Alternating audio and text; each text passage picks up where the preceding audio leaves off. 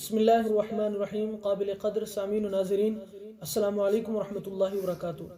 ہمارے ایک ساتھی نے ایک سوال دریافت کیا ہے جو بہت مشہور اور معرکۃ الآراء اور روزمرہ پیش آنے والا سوال بہت اہم ہے.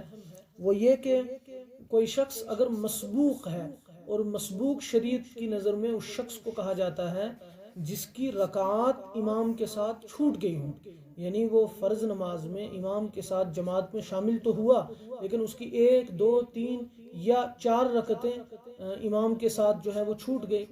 تو کسی بھی شخص کی اگر 4، 3، 2 یا 1 رکعت امام کے ساتھ چھوٹ گئی ہیں تو اس کو شریعت کی نظر میں مسبوق کہا جاتا ہے.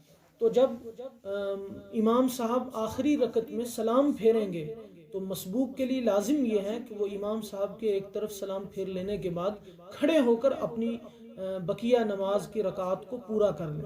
لیکن کبھی کبھی ایسا ہوتا ہے کہ سہون اور خطاً اور غلطی سے انجانے میں وہ بھی سلام امام صاحب کے ساتھ پھیر دیتے ہیں، اور کبھی کبھی تو دونوں طرف سلام پھیر کر یاد آتا ہے کہ میری تو 1 یا 2 یا 3 رکعتیں چھوٹ گئی تھی اور مجھے پوری کرنی تھی.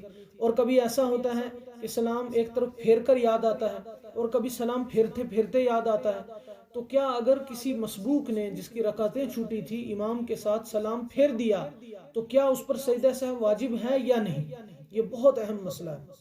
تو اس مسئلے کو میں بہت مختصراً جو ہے وہ آپ کے سامنے رکھتا ہوں، اس کو سمجھنے کی کوشش کیجیے کہ اگر مسبوق نے امام کے ساتھ سلام پھیرا ہے تو اس کی 3 صورتیں ہیں.